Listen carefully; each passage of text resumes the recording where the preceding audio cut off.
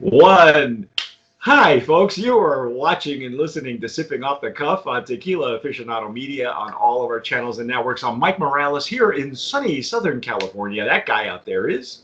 Matt Metris in sweltering Rochester, New York. Really? Is it sweltering? It has been 90 for like a week, Mike. It's Wow. And the power went out yesterday, so the air conditioner was off for a couple hours. That was unpleasant.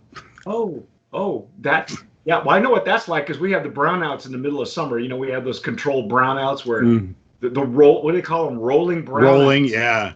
Yeah. So that's always during fire season, which has extended for like beyond summertime at this point. So today, Matt and I have a really interesting tequila that I've been chasing for a while. Look at this, folks. It's called Mi Tierra. I know there are lots of Mi Tierras out there, but this one comes from a particularly small distillery in Amatitan.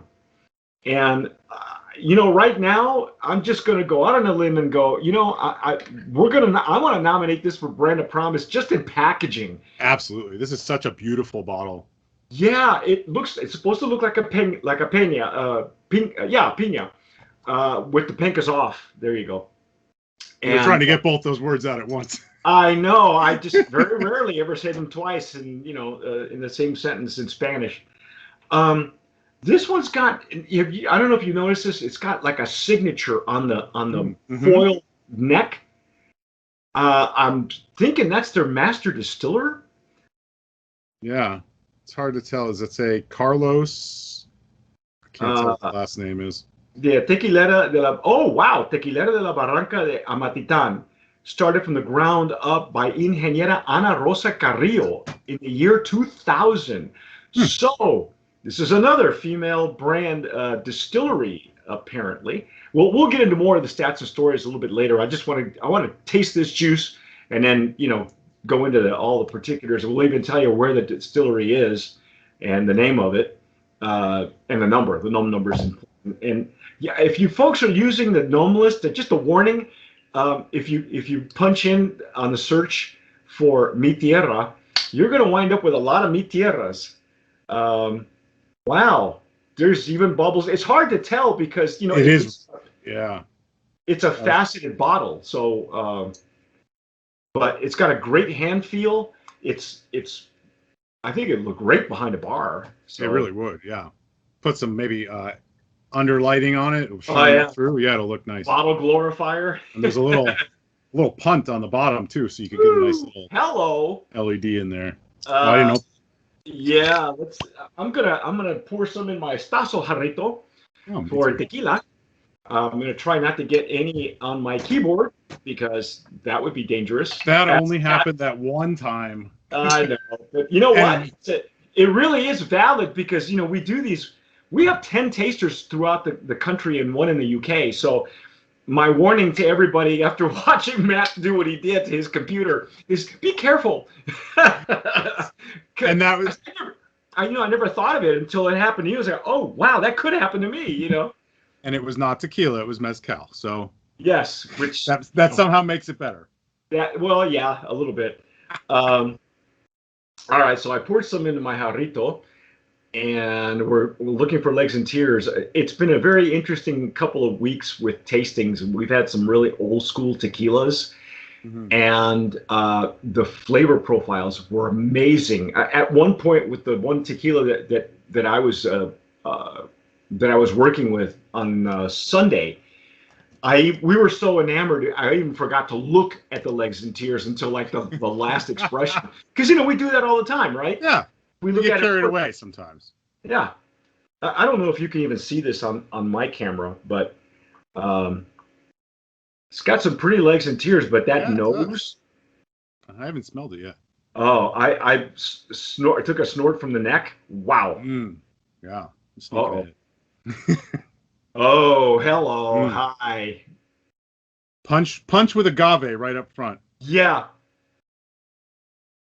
And again, this is a distillery. I'll give you the full name. Tequilera de la Barranca de Amatitan. So it's an Amatitan tequila, which I tend to enjoy. But Wow. It's bright. It's got It that really is. lime zest and Hmm. Get a little bit of fruitiness. Might be lime. I was leaning more towards like orange. it could. I discovered. Oh, bless you. I Thank you. discovered that goes right up your nose, man. You It gotta sure watch. does. Yeah.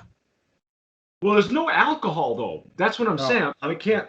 I don't detect any alcohol. I'm still hoping that it would open up a little bit more. And some of these old school tequilas take forever to open up because I think the older the plant or the longer the cook time, the more layers the juice gets. I can see that.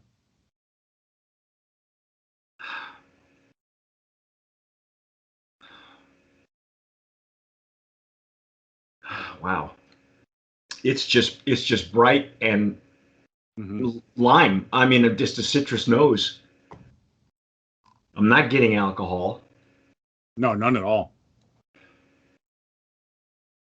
That's just it's really neat that the ones there's several old school tequilas. The other one I think you and I did was Kokoro, which I was didn't do that oh, we one. didn't I didn't do that with you, but it was another from a very small distillery and older plants, and it's just I think the smaller the distillery, the more they own their own agave, the longer they let it grow. It just there's literally no alcohol. I mean, Hmm. virtually none. And it's just all plant. Yeah. It is like an orange blossom. Hmm. Yep. I'm excited. You ready to dive in? Yeah. Let's do it.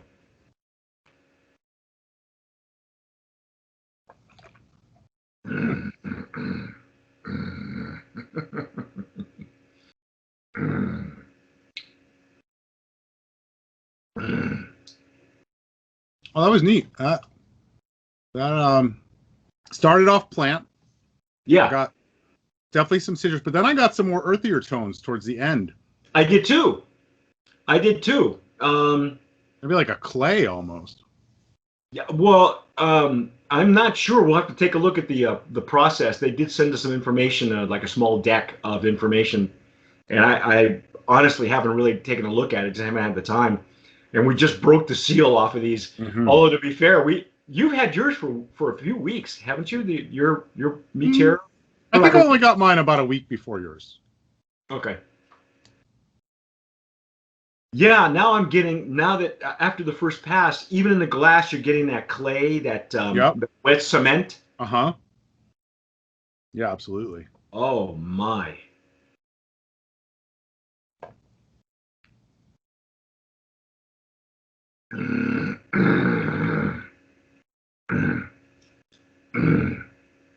Wow.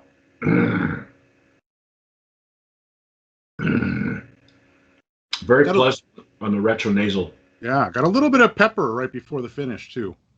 Yeah, but it takes a while for it to appear. It really does. It's like the encore epilogue. Yeah, yeah. It's got like an afterthought. Oh, by the way, here's pepper. Now it's like a medium to long finish, and it's Hmm. got a really good. I think on the second or third pass, it's got like a really good finish. That's nice and long. Yeah, it really does. Wow. Well, let me let me go into the stats and stories here. I'll the distillery number is the gnome. I probably should. Oh, there it is. And again, the foil label is just there's something about a foil label that just 1473. Hmm. This is an 80 proof tequila, and it's again Tequilera de la Barranca de Amatitan, and so apparently the tequila distillery started in 2000 by this Ana Rosa Carrillo, and been around for 20 years. The Mi Tierra brand has been around Mexico and also Japan, Colombia, Russia, Chile, Netherlands, and the United States. I've never seen it. Have you? No, never. Only the best agaves. Let's see. Oh, there it is. They go into our masonry ovens to be cooked. Wow. Okay. Traditional ways, and then milled and slowly fermented in wooden vats. Hmm. Oh, I'm in love already. Distillation at own copper stills. Only the best cuts are selected. Silver, pasado, añejo, and extra añejo. I didn't get an extra añejo, did you? Me neither. Me neither. Ah, bummer. Well, they're so hard to find these days because we're in an añejo shortage. In case you hadn't noticed, the pandemic cleaned everybody out. Yeah. Apparently. Hey, we had to get through that somehow. Yeah. Now that's interesting that they have a shot of the floor of the distillery, but it says wooden vats, and you see stainless, yeah. I see stainless steel, and I'm not so sure that I like the height of the shredder,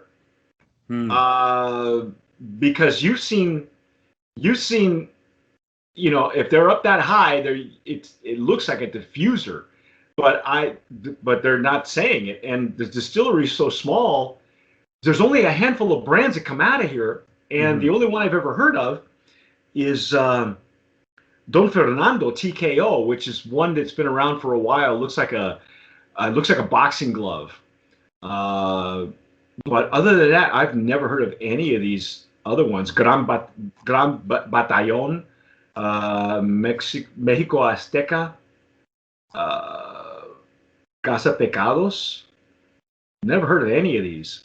So maybe they've been doing primarily just stuff out export to other countries. Yeah. They have a nice picture of the ovens on the first page here, so that's a good sign. Yeah, I don't know where that, maybe they have the wherewithal to do both types of fermentation. It's still stainless steel vats, and it's open. It's open fermentation, which is okay. Stainless steel, but they're claiming wooden vats. Yeah, there's the stone ovens, and the steam control too. Wow, that's kind of like that's like a modern stone oven. Yeah. Interesting to see the steam controls right in front of the door, right next to the door. Yeah, those are nice looking doors too. So you see some of them, they look like they're 100 years old. I know they look like 100 years old. This was like they started in 2000. That's so true. it takes a while for the iron doors to break down, apparently. Other than that, what do we know about this place? Not a lot. Well, I got some pricing info though, if you want that. Oh yeah. Yeah. So Old Town carries this for $29.99. Oh, this is the second. This is literally another old school tequila. This is the kind of quality I remember. When I first started drinking, and you couldn't even, you were looking for cheaper tequila because it was just tough to shell out that kind of money. So in fact, in the old days, there was Espolón and Corazón, and Corazón was they were both in the same distillery, and Corazón was $20 more than the Espolón, and you would look for Espolón because they both came from the same distillery at the time. And Espolón was the old school Espolón with the longer bottle with foil label, and I'd been to that distillery, so that's why I have an affinity for foil labels, because they just look rustic, they look old school. But that pricing, that pricing we're gonna need a bigger truck. Right.